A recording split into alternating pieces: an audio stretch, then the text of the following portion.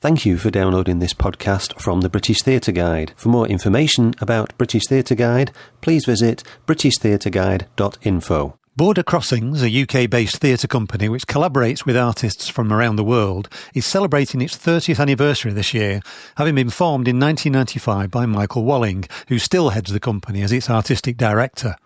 But that's not Michael's only 30th anniversary.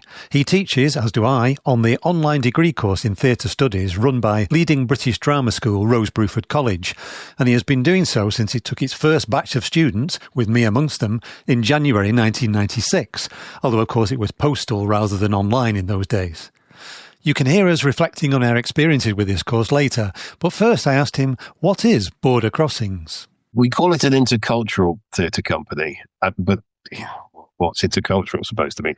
And maybe in a way the company is about the search for the definition of the word. You know, how do you create a genuine, real dialogue between people who are very different from each other? And you know, on some level, theatre's always been about exactly that.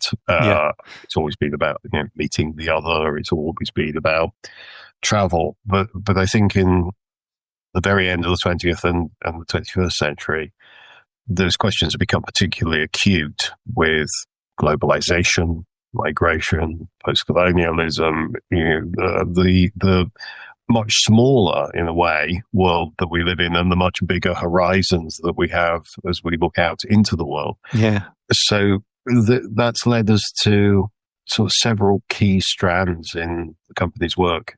We have quite often over the 30 years done productions of plays from overseas, which deal with cultures which are of importance to our audiences. Sometimes the audience is also overseas. Yeah. And we'll do a play in both places or something like that. More often, we'll either commission the play or devise it, increasingly devised as the years have gone by, because of the need for the multiple voice when you're talking about cross-cultural dialogue, and bringing people in the room from a whole variety of different theatre traditions, cultural traditions, languages, ways of working, and just seeing what happens when you throw them all together. Yeah. And alongside that, we also do a lot of community work, participatory work, and actually those two are starting to mesh rather more in interesting experimental ways we might want to talk about a bit later. Because, of course, the internationalism is not just international. It's present, certainly present in the city you live in. It's present in the city I am, on the streets. And people from migrant populations bring the international with them into our space. And so there's a dialogue which has to happen on our doorsteps as well as one that happens globally. And I think that sense of the local and the global probably defines us more clearly than anything else. I'm not very interested in the national. Yeah. I think it's on its way out, actually. Okay, we can think about that. And then the third strand, third or fourth, is we've also run festivals. And it's not that different, actually, surprisingly, from making the work yourself, because, again, it's assembling things which will fit together in dynamic and exciting ways. And our Origins Festival has been done it 7 times now, and it's a festival of indigenous cultures, so Aboriginal Australians, Native Americans, Maoris, Pacific Islanders, Inuit, Sami. Those kinds of cultures where people are now in the minority in their own country or on their own lands, perhaps is a better way of putting it. Yeah. And just bringing those cultures into the space from which many of them were originally colonized and on some level continue to be colonized, of course. And just partly as a sort of act of healing, but also I think a more selfish point of view, because we need to learn from them fairly drastically quickly, particularly in relation to climate and ecology, but I think also social relationships and non-hierarchical ways of operating in the world. And that journey's been very, very important. And of course, all of these different strands of the company's work inform each other. So, we've learned a lot from them around ecological agendas, democratic agendas, but also about the significance of ceremony and ceremony as something theatrical. Like Peter Brook's Holy Theatre. Well, it defines theatre. Theatre is a ceremony. Yeah. And I think when you acknowledge that, you get a lot further into understanding what it's actually there for. Yeah, yeah. There's an element of preservation of cultures as well, I suppose, giving people a voices that might be disappearing. Well, I don't know if I'd give them a voice because I think they've already got one. But not necessarily being heard. Where the voice is heard. Yeah. And do we preserve? I think. Well, I suppose in a sense, yes. There's certainly a sense of providing space which acknowledges the significance of the voice, and I think that does help to preserve it.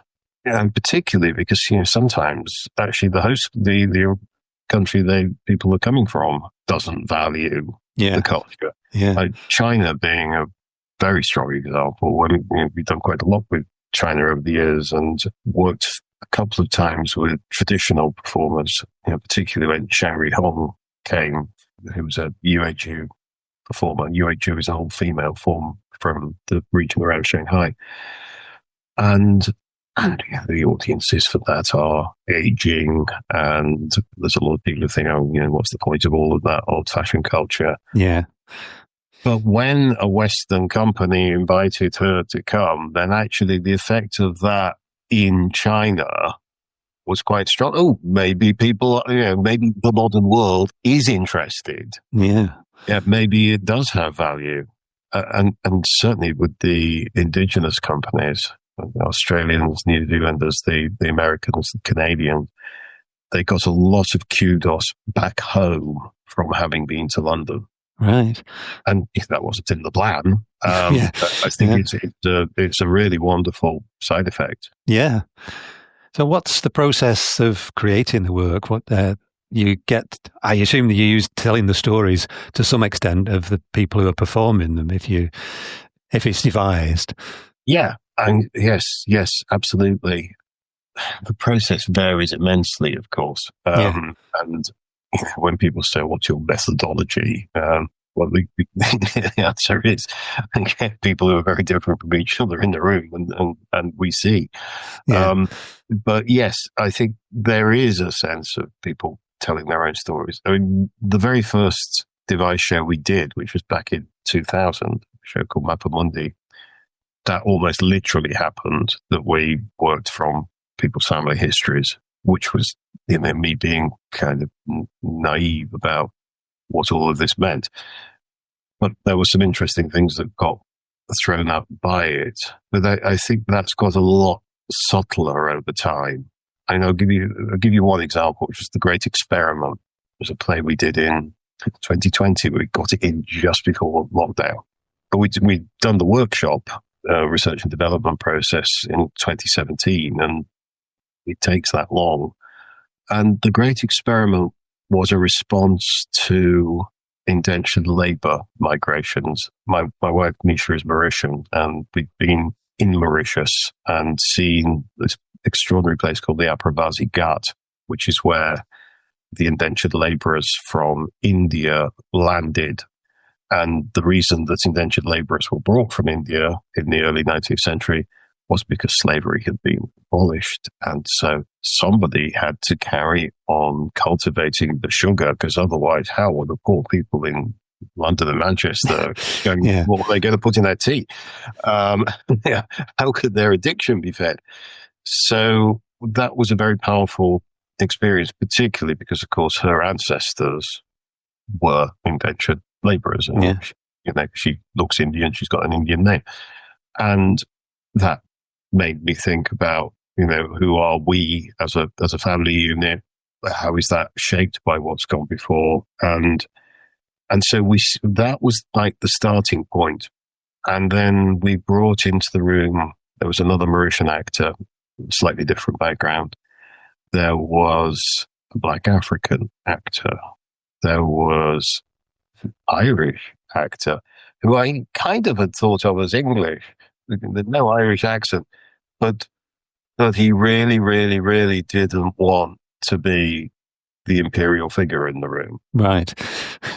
And who would? No. You know? But as a result of all of this, there was a great deal of self-consciousness and a lot of treading on eggshells, and that was good. And we gradually realized that the best way for us to make this play was to set it in our own rehearsal space, and so people were performing, as you say, versions of themselves. Right. A little bit of these are our stories. Like the fact that the guy with Nigerian ancestry who eventually performed it actually had Irish citizenship. That turned out to be very useful and complex. You know, the differences between the backgrounds of the two Mauritian families were very useful, and so on. But we also made things up. You know, like there is a database of families who owned slaves. UCL did it. Professor Catherine Hall, who was Stuart Hall's wife when he was around. Right. Yeah. She's compiled this incredible database from the compensation which was paid to the owners of slaves and slave people at the abolition. And the great revelation of it is how widespread ownership was amongst people who would never have been to Barbados or something, but they still owned other human beings in that space. Yeah. And we found my family name on there, Walling, which is not a common name. I don't know whether they were or not, but it certainly made me feel very, very uncomfortable in the room. Yeah. But I wasn't in the play. So we transferred it to one of the actresses and built a scene around, well, shame, I suppose, historical shame. And so, you know, you sort of fictionalize in order to make the drama bigger, but it's also very rooted in the immediate truth of the different people you gathered to do it. And at the moment, we're working on a new piece called Suppliants of Syria, where a lot of it was created with Syrian refugees in Turkey, and they're all on video. All of that was done quite some time ago. What we're now working on is the live actors. So there's a chorus and the actors. And you know, again, it's to do with how do we relate to something apparently quite distant to us, but in which we are deeply implicated. And the process of working on the material demonstrates to us just how implicated we are. And therefore, the process of articulating it is the story of the play. Yeah.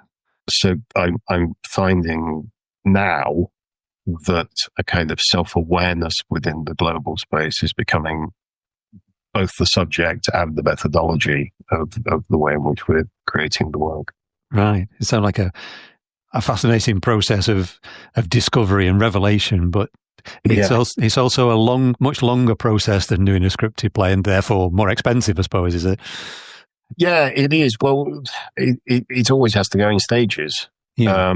You know, that's because, you know, if I put into the Arts Council and say we want to do all of this, they go, well, you know, we can't afford that. Yeah. So, yeah, it's another series of negotiations, and actually that also factors into the sort of subject, because we got to go to Turkey because the British Council, which still has some presence in the world, though not very much by comparison with, you know, our early days. But they had a special call out for work between UK organisations and Turkish organisations. And we spoke to some people we knew very well in Adana, I think they say it, in the south of Turkey, a city which has grown by about 33% with the arrival of people from Syria. Yeah. And said, you know, we want to come and do this. And they knew an appropriate organisation of Women's Collective of Syrian refugees. But if the British Council hadn't had that call, it would have been quite hard to do. But on the back of that, then we could say to the Arts Council, all right, now we need some development money to respond to that And then a couple of years later, and now we've got a venue partner, and we're ready to put it on, and can we have some money again? But yeah, it is long and complex.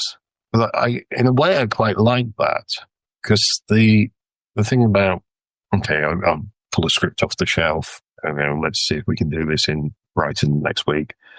It doesn't allow you to sort of marinate yourself in it in the same way.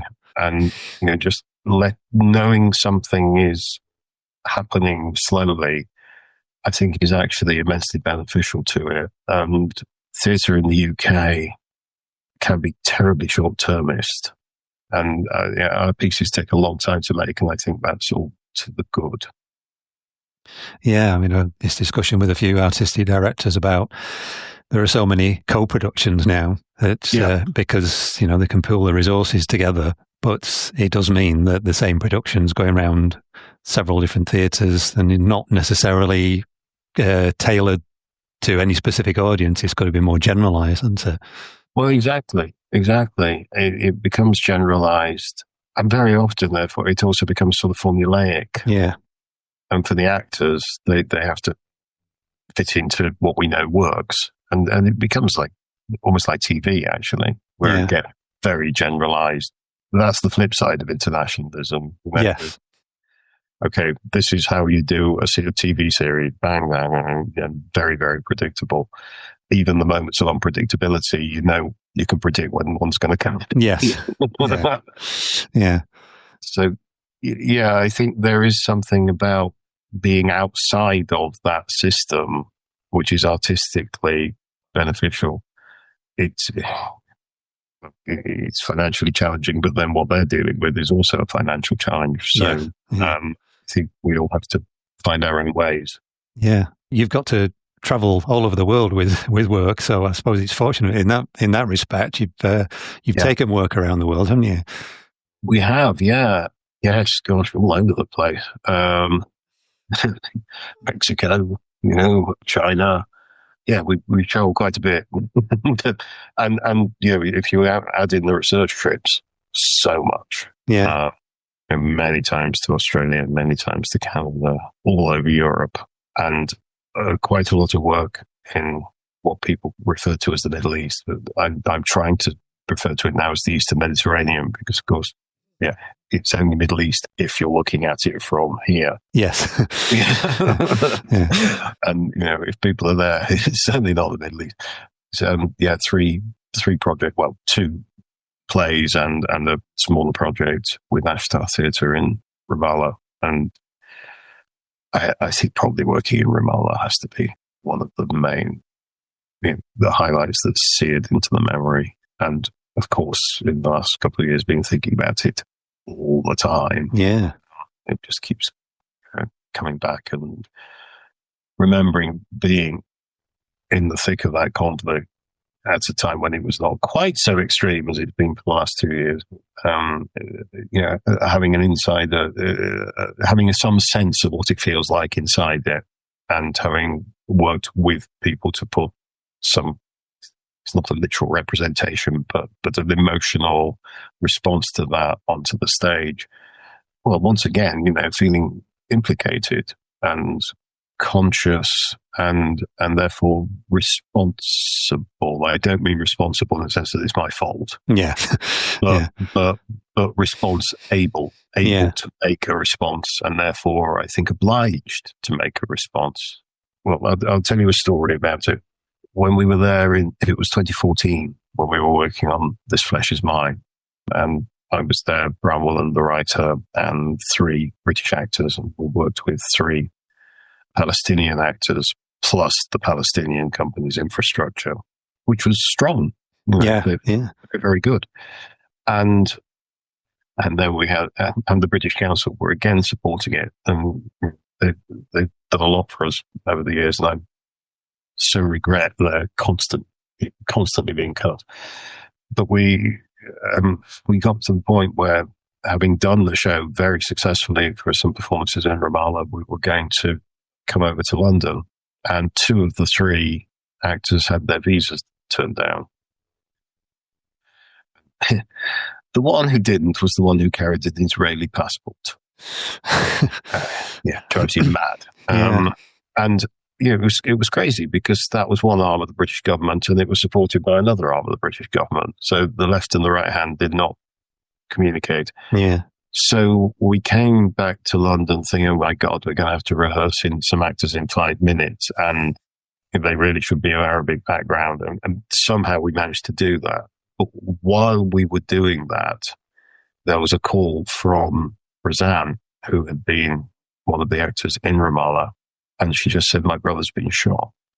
And her brother was 15 at the time, and he and 2 other young Palestinian boys had been protesting, I think, throwing stones out the wall. It was Nakba, I think. And they were running away, and Israeli soldiers shot at them and in the back. The other 2 died. He didn't, thank goodness. But that was then followed by the kidnapping of 3 Israeli boys. And that got into the news. Yes. And then after the 3 Israeli boys were kidnapped, of course, Israel did its usual thing, went into Gaza.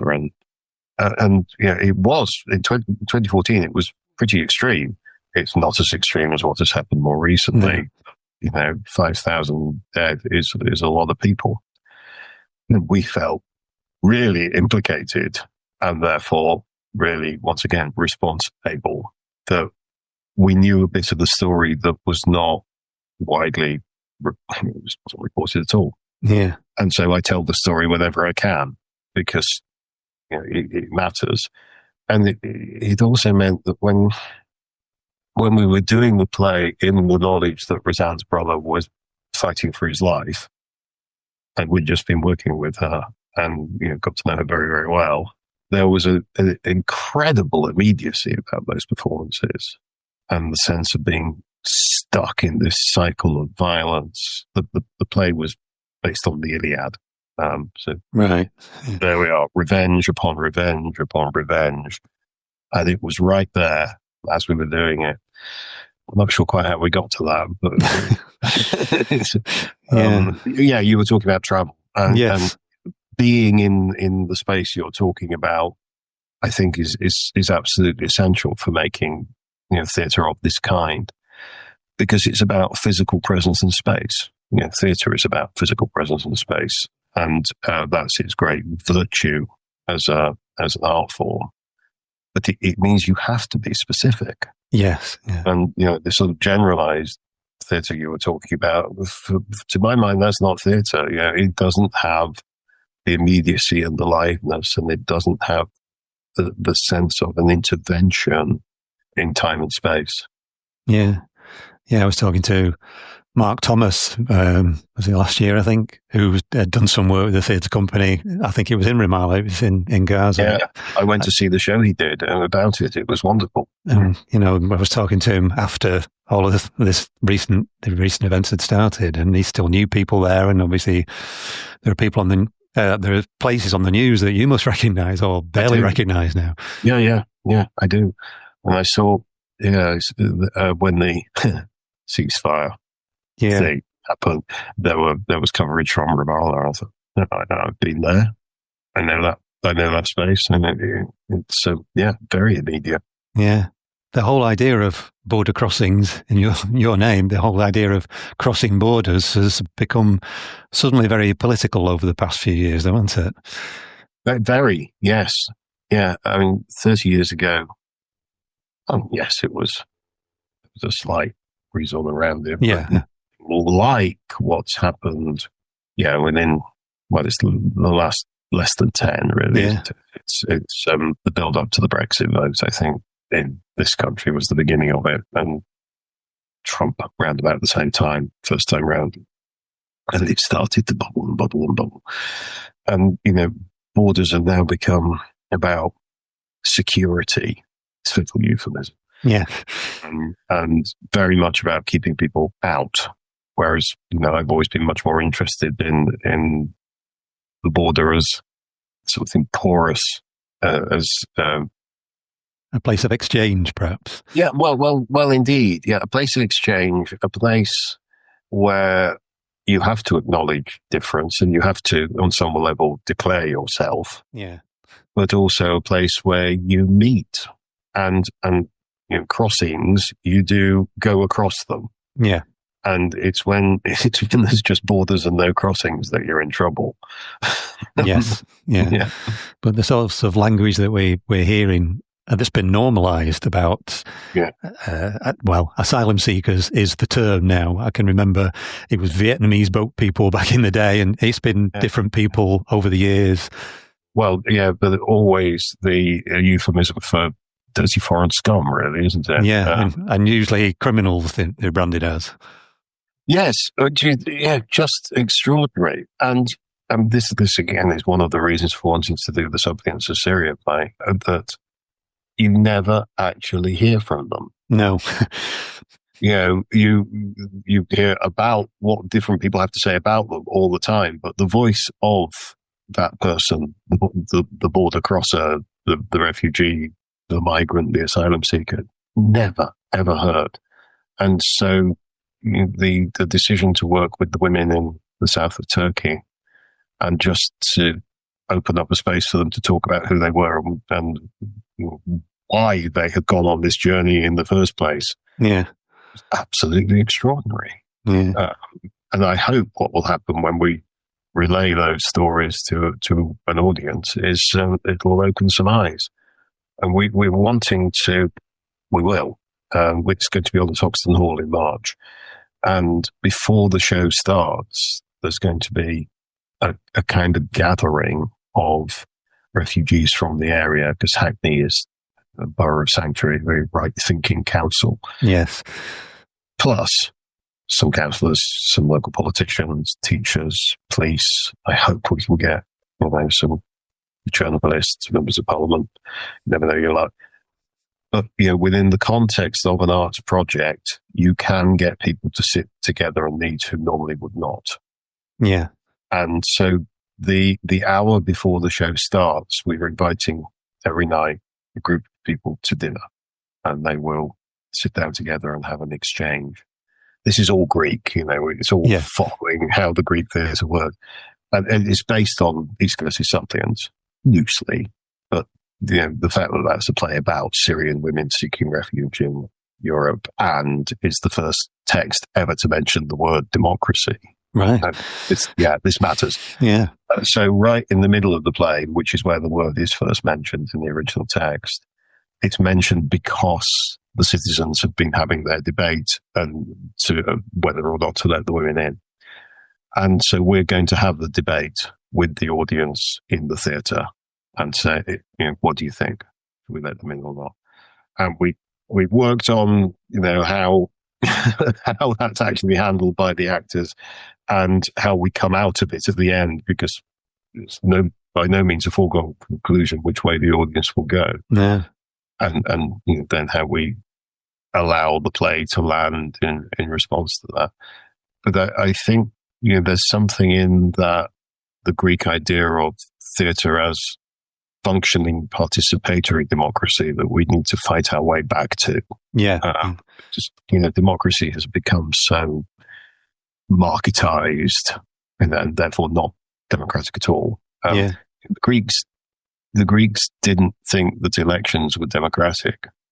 They thought they were oligarchical, because you just get to choose which rich person rules you. Yeah. And of course, they invest a lot of money in campaigning to become that. So that's what we've got now, is a sort of oblivious oligarchy.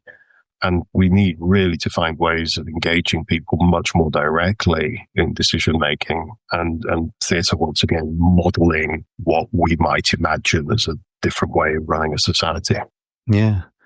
And like you were saying about Gauza before, quite often the Greek theatre was being performed in the middle of a war somewhere, wasn't it? Where very much the enemy at the gates, quite often. Yeah, very much so. Or in the aftermath of war. Yeah. But, very, very often with soldiers or young men who were about to become soldiers as the performers. Yeah. And post-traumatic. Very often in the audience, there are people who have just come back from from warfare, and the representation of it, I think, was to do with dealing with it psychologically, and it becomes ceremonial, and so that also elevates it and takes it to a calmer space, I suppose, or a spiritualized space. Yeah. You mentioned the dreaded B word before, Brexit, but on a practical level, in the past few years, we've had Brexit and we've had COVID, which must have both made a huge impact on a company that generally travels internationally. Well, huge, yeah. Well, we're now two companies. The newer one has its registered office in the Republic of Ireland. Right. Yeah. So we are still able to keep rather more than that toehold in Europe. I mean, that has worked. Yeah.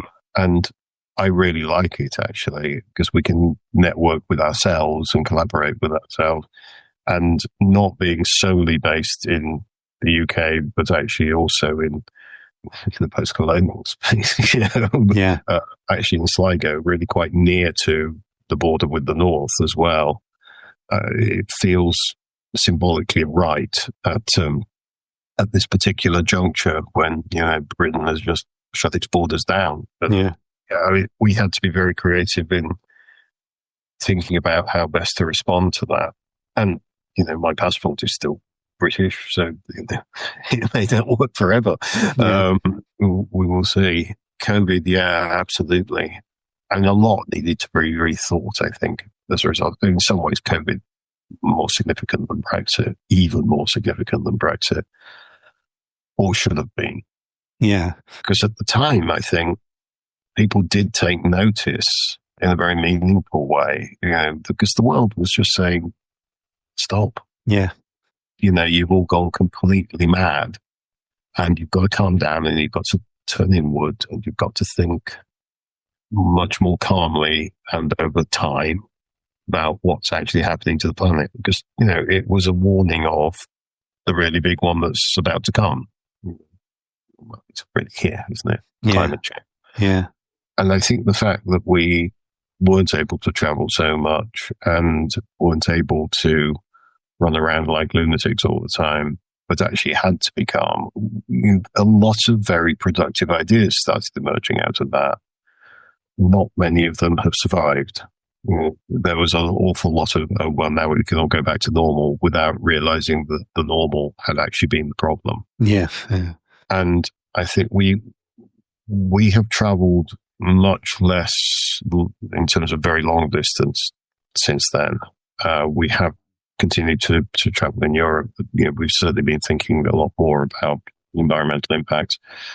We've embraced the digital much more, and it's not an answer to the environmental problem. Everyone always thinks, digital, that doesn't have an environmental impact. Well, it does. And it has a huge economic and social and cultural impact, particularly in Congo, where, all the chips, all the minerals for the chips are fought over, basically.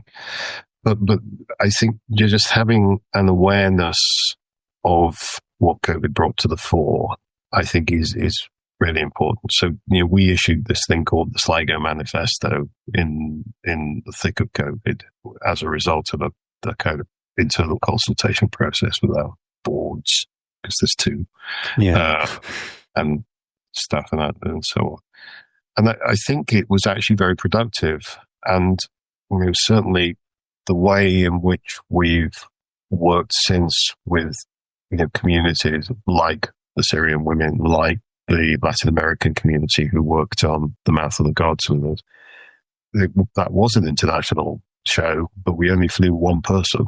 And just, thinking about how you can make things happen without the world having to move it has been very productive, I think. Very often creativity comes from setting yourself parameters. We need to be careful about this. We need to think with an awareness of that. And so how do we do it? It's always handy. So yes, you're absolutely right. Both Brexit and COVID have been hugely impactful. But, just because something is a constraint doesn't mean it's a problem.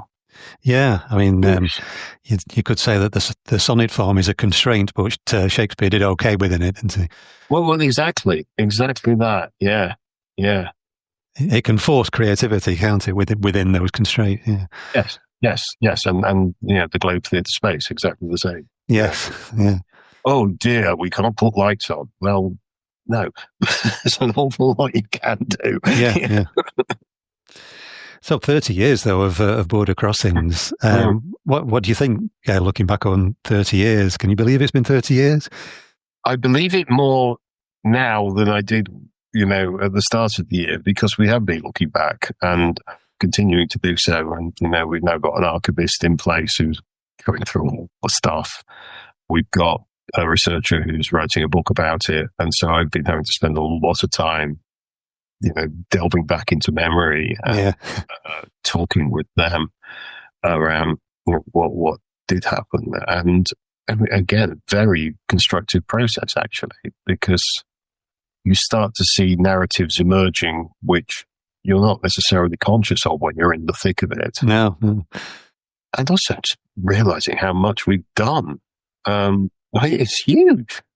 There's an enormous amount of work. And, because you're always fighting for the next bit of money or something, you tend to think, well, we're quite a small organization and, no one really even knows we exist. But, we still carry on. But actually, that's not true. And the reality is that we punch a long way above our weight. And it's been immensely impactful. And one of the things we're doing for the anniversary is an oral history archive.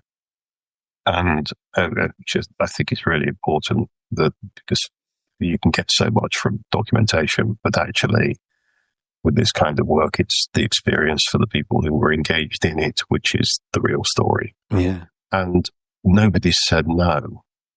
I've been contacting people who I haven't seen for 25 years or something. I remember. It's fabulous. Yeah.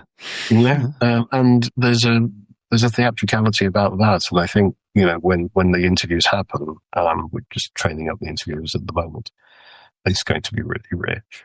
And, I'm finding talking to you because this in a way is like an oral history interview. Yeah. Not telling you the day-by-day story, but what it does as you're asked to go into memory and to think around times past is itself immensely creative and allows you therefore to think with greater clarity towards the future. So I'm enjoying it very much being 30. And maybe it's a form of therapy as well, almost. Well, I think it is. Yeah. I think absolutely is. Yeah. Well, that's it's theatre, isn't it? Yeah. It's storytelling. Yeah. You tell the story at a particular moment in a particular place, and it allows you to think about how you got there and therefore where you may go. Yeah, and now's the moment to tell it. Yeah. But it's not the only 30th anniversary that I've actually known you for almost 30 years because we first met on the Rose Bruford College's, as it was then, distance learning, as it is now, online theatre studies degree. We both teach on it now, but at the time I was one of its first ever students, which I started in January 1996. So what's your memories of starting teaching on that course or writing the modules to start with? Yeah, writing the modules was what came first. Well, actually, in the early days when you were there, writing the modules was most of the teaching. Yeah. Because, you received it in the post. Yes, that's right. In paper. And there wasn't any way of the tutors even knowing that you were doing the tasks. No. Since it's gone online, everything's been uploaded and, you can see what students are up to or not. Yeah. But back in the day, it was all on trust. And, I only found out you were good when I got your assignments. Well, I remember talking to Tony Hozier and saying, hey, this guy is really good at saying, that was you. That's good. Because I actually got my only first on the first module that I did with you, the social stage, until it had been a dissertation, and that didn't actually count towards the final mark of the degree, unfortunately. That is a great shame. Yeah, Tony Hozier, you mentioned, was the great late Professor Hozier was created the course, of course, originally. Well, completely. So, in answer to your question, my first memory of it is a letter from Tony, which had gone to my home address and was forwarded to me at Stowe Opera, where I was directing a Mozart piece. It was either Così-fan-tutti or Don Giovanni. I can't remember which it was. Possibly, no, it can't be Figaro. He explained what the course was, and that there was this big double module that needed to be written, and might I be interested? And I thought it was a wonderful opportunity, as much as anything, to learn, actually, because my own degree had been in history. Yeah. And I'd been doing a bit of teaching both for Rose Bruford, on campus, and Royal Holloway, and had been discovering a lot about, theatre and both theatre history and theatre theory through that, and thought, well, yeah, this is also helpful. And I've just carried on learning as different modules have been commissioned. In a way, I have to do the study before I teach. Yeah. And at one point, there was even a module which I was asked to write on theory. And, of course, I did quite a bit of it along the way, but really to go into the amount of theory you need to know in order to write a module on theory, that was a big one. Yeah. But I'm very, very glad I did it. And the same is absolutely true about social stage one, where just thinking through theatre in relation to context, and this absolutely crosses over with everything we've been talking about, an understanding of place and space and time and historical processes, and therefore relationships to audiences. The teaching, the academic work, and the practice have done that for me. Really meshed, and learned a lot from students as well, people like you, particularly because the course has been is global. Yes. There are people all over the place. I've got a student at the moment who is in Ningbo in China. Yeah. A city I have visited a few times, and hearing from her about what's going on there and her ways of reading the work that's set to the course is absolutely fascinating. And people refract everything through their own experience. So I love the course, and I think it's very sad that it's not going to survive much beyond 30. Yeah, because one of the first acts, I think, of the current principal, Randall Whittaker, when he came, was it last year or year before, was to axe the course, which will still be going for a few years as the students gradually dwindle, but we're not getting any new students, unfortunately. No. Yeah, I wish he'd taken a little time to think it through. But he came in with the idea of the new broom, and he did what he did. Yeah. But yeah, I think get your feet on the table and consider what you're going to do. And I know that people get jobs at least chief executive jobs, by sounding radical at the interview. Yeah. But it's not always the best thing to do once you've actually got there. Yeah. But it's I remember the first year we used to have a residential school. The first one was in Sidcup. The rest of them were always in London. Obviously, we only meet online these days. But the first one, there were 9 of us on this course, and there was such a range. There was a couple of school teachers, I think. There was Jim was he in the RAF? He was certainly in the forces. He was quite high up, and there was at least one young actor who worked at the London Dungeon, and such a mixture of people. And there was also an opera degree course as well, wasn't there? There was, yes, there was. I taught less on that, but I did teach on it. They were a very different. Yeah. Tend to be more retired professionals, weren't they? They were mainly retired professionals who were doing it as a sort of hobby. Yeah. Whereas with the theatre studies course, and there were some of those, but most people had some kind of either already had a professional interest or wanted to. And as you say, a lot of teachers and quite a lot of actors, people who really wanted to just expand their ways of thinking around their passion and what they did. Yeah. And, that's wonderful. Yeah. And it's still like that. It is, yeah. We do teach a lot of people who say they want to be teachers, and like you say, we have people. Sometimes we're in a webinar with somebody from China. I was teaching a Brecht webinar the other week, and there was somebody from China who gave a completely different perspective on Brecht in China. Yeah, and we learn so much from them, don't we? Well, absolutely, and it's because of the variety which you can't get in sort of campus-based. Yes, you get international students, but it's the fact that you've got someone in China and someone in Canada. Yeah. Scheduling the webinars is quite tricky. Yes. A bit of sleep deprivation goes on. Yeah. But the richness of the encounters, I think, is really something. Yeah. But unfortunately, that's not to be. But Border Crossings carries on. Very much so, yeah. How does it carry on? Is it going to change much in the future? I think the story continues to develop as it develops. I think the recent projects, we're finding more and more that we're becoming defined by a deep period of collaboration with a culture, a community, whether that's Syrian women or the Latin American community in London, or wherever we go next, plus a consciousness of our own status and relationship. I've talked about that already, but it does seem to be what's emerging as the kind of clearest line. And I suppose that means the politics becoming more overt.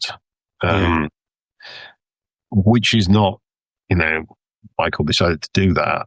It's the world is requiring it. Yes. Yeah. And I think, it's feeling that our work is more and more necessary, just at the same time as it's getting more and more difficult to do it. Yeah.